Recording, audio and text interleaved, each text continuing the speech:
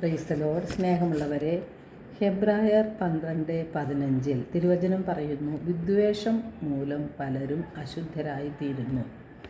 ദൈവകൃപ നമുക്ക് നഷ്ടമാകുന്നത് നാം ഹൃദയത്തിൽ അശുദ്ധി സൂക്ഷിക്കുന്നത് കൊണ്ടാണ്.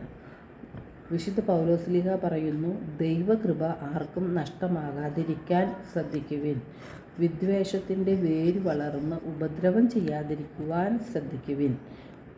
വിദ്വേഷം മൂലം പലരും അശുദ്ധരായി മാറുന്നു. നമ്മുടെ ഹൃദയത്തിൽ നാം സൂക്ഷിക്കുന്ന വിദ്വേഷവും വെറുപ്പും വൈരാഗ്യവും അഹങ്കാരവുമെല്ലാം വലിയ പാപങ്ങളായിട്ട് നമുക്ക് തോന്നാറില്ല. പക്ഷേ തിരുവചനം പറയുന്നത് അതെല്ലാം മനുഷ്യനെ അശുദ്ധനാക്കി മാറ്റുന്നു. അശുദ്ധിയുള്ളവർക്കൊരിക്കലും ദൈവരാജ്യത്തിൽ പ്രവേശിക്കാൻ സാധിക്കുകയില്ല. നാം നിത്യം പള്ളിയിൽ പോയതുകൊണ്ടോ പ്രാർത്ഥിക്കുന്നതുകൊണ്ടോ നമുക്ക് അതൊരനുഭവമായി അത് ഗുണകരമായി മാറണമെങ്കിൽ നമ്മുടെ ഹൃദയത്തിൽ വിശുദ്ധി വേണം. നമ്മുടെ ഹൃദയം വിശുദ്ധമാക്കിയിട്ട് വേണം നാം പ്രാർത്ഥിക്കുവാനായിട്ട്. ദൈവവചനങ്ങൾ അനുസരിക്കണമെന്ന് നാം പലപ്പോഴും ചിന്തിക്കാറില്ല. യേശു പറഞ്ഞിട്ടുണ്ട്, നിങ്ങൾ പ്രാർത്ഥിക്കുമ്പോൾ നിങ്ങൾക്ക് ആരോടെങ്കിലും എന്തെങ്കിലും വിരോധമുണ്ടെങ്കിൽ അത് ക്ഷമിക്കുവിൻ. അപ്പോൾ ഹൃദയത്തിൽ വെറുപ്പും വിദ്വേഷവും സൂക്ഷിച്ചുകൊണ്ട് നാം എത്ര പ്രാർത്ഥിച്ചാലും അതിന് ഫലമുണ്ടാകില്ല എന്ന് യേശു നമ്മെ ഓർമ്മിപ്പിക്കുകയാണ്. എന്നാൽ നാം ക്ഷമിക്കാൻ തയ്യാറാകുമ്പോൾ, എളിമപ്പെടാൻ തയ്യാറാകുമ്പോൾ നമ്മിലേക്ക് ദൈവത്തിൻ്റെ അനുഗ്രഹം, ദൈവത്തിൻ്റെ കൃപകൾ ധാരാളമായി ഒഴുകും.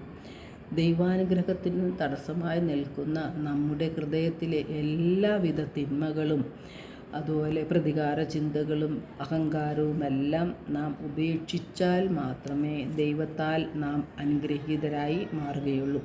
നമ്മുടെ ജീവിതത്തെ പരിശോധിക്കുമ്പോൾ നമ്മുടെ മനസ്സ് മറ്റെന്തിനേക്കാളും കാപട്യമുള്ളതും ദുഷിച്ചതുമാണെന്ന് നമുക്ക് കാണാൻ സാധിക്കും. അതുകൊണ്ടാണ് ജോയേൽ പ്രവാചകനിലൂടെ കർത്താവ് അരുളി ചെയ്തത്, നിങ്ങളുടെ വസ്ത്രം അല്ല ഹൃദയമാണ് കീറേണ്ടത് എന്ന്.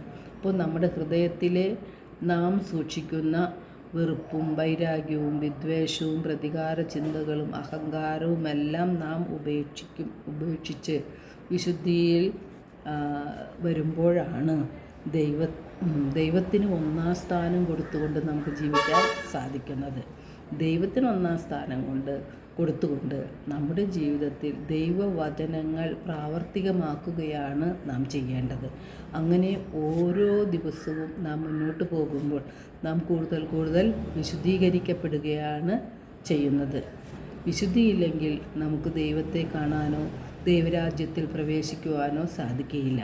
എല്ലാവർക്കും നല്ലൊരു ദിനം ആശംസിക്കുന്നു. ദൈവം നമ്മെ ഓരോരുത്തരെയും സമൃദ്ധമായി അനുഗ്രഹിക്കട്ടെ.